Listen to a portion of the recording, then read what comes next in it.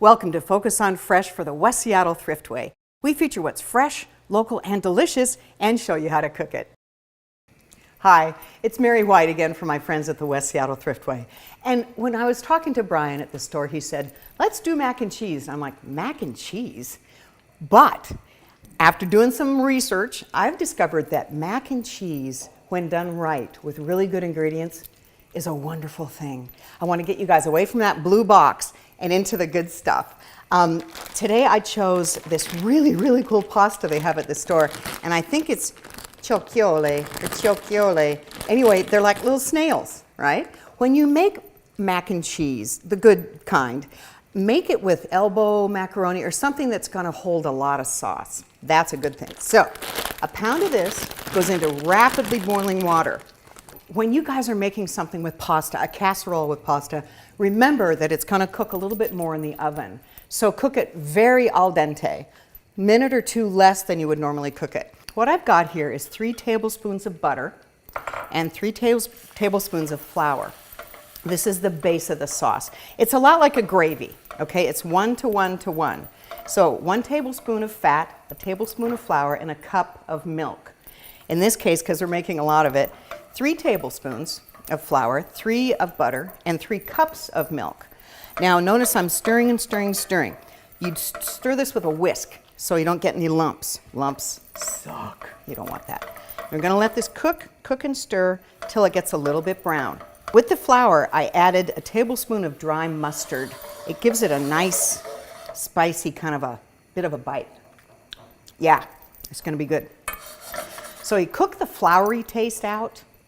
It takes about 5 minutes.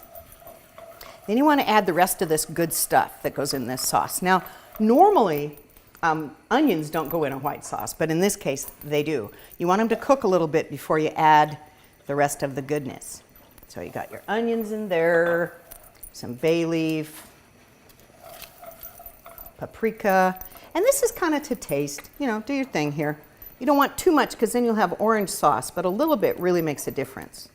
So about a teaspoon. You can go up to a tablespoon if you want. So we're going to let this cook for a few minutes, and then we're going to add the milk, and then we're going to let it simmer. Remember too that when you pour in your milk, you want to whisk. Again, you're avoiding those lumps, right? This is going to simmer for about 10 minutes until it's nice and thick and the onions are a little bit soft. We're going to take out this bay leaf, and then we're going to make some magic happen. One of the things I want you to be really aware of is this dish, which has become, you know, very everyday, right? But it doesn't have to be. And one of the things that'll really help elevate your mac and cheese is really good cheese. I've got some nice Tillamook grated here, but I've also got Gruyere. And this, if you guys have not tried Gruyere cheese from France, it's incredible. It's got this wonderful nutty flavor, and it melts. Well, you'll see on the top of this mac and cheese, it melts so, ooh. But this could be a company dish if you use good cheese, if you threw in some lobster, I mean, whatever, right? This is a really good thing. It doesn't have to be something nasty from a box. So before you add the cheese to your sauce, when it's nice and thick and you've taken out your bay leaf, make sure and correct the seasoning. At this point, you want to make sure there's enough salt, enough pepper, and enough mustard, or, you know, whatever you've put in there to make it super spicy. This needed a little more salt. So now, as you guys can see, this has gotten beautifully I mean, look at that. That is just rich, creamy goodness, right? So worth the effort. So the cheese goes in, and this is where you put in 3/4 of the cheese. So I'm going to do most of the cheddar, and then I think because Gruyere is just so awesome, I think we'll put the Gruyere on top for the end. So we've got a real thick, rich cheddar cheese sauce. And all you do now, take your drained pasta, make sure it's as dry as you can get it. Okay, so put that in there. Wahoo!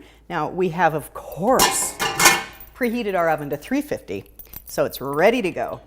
And you're only baking this, you know, 20, 30 minutes at 350 to make the top really crispy and bubbly and golden brown and delicious. So we're going to mix this all together. Notice how we use these little snail shells, and every single snail shell is getting filled with creamy deliciousness. It's really cool. This excites me, as you can probably tell. Now, if you wanted to, at this point, you could put in some chopped ham, you could put in peas, you could put in diced pimentos, you could put in all of those things. This, though, is the pure, classic, the best macaroni and cheese. So we've got the creamy goodness. I'll spread around. Wait, there we go. So that's all creamy. And then, because you really can't have too much cheese, we're going to put this beautiful, look at that Gruyere. Oh, it's so flaky and beautiful. All over the top. Oh my goodness. This is like a cheese festival. So, I wish you guys could smell this. So cheesy goodness, there we go, cheesy. And just because we saved some, a little more cheddar. Wow, yeah. And do you guys know, I showed you at the beginning of the video, the panko breading. This is a real delicate kind of Japanese breadcrumb, and they're wonderful for topping things. So I mixed these with 3 tablespoons of butter because, you know, can't have too much butter, and these go right on top. It's a cup of crumbs, 3 tablespoons of butter, and it's going to give you that really crunchy, wonderful, well, you'll see. So into the oven, 350, 30 minutes. The pasta has been cooking for about half an hour, and I'm really excited. It's really got a really thick, creamy thing going on, and then those light panko breadcrumbs just got all crusty. I'm going in.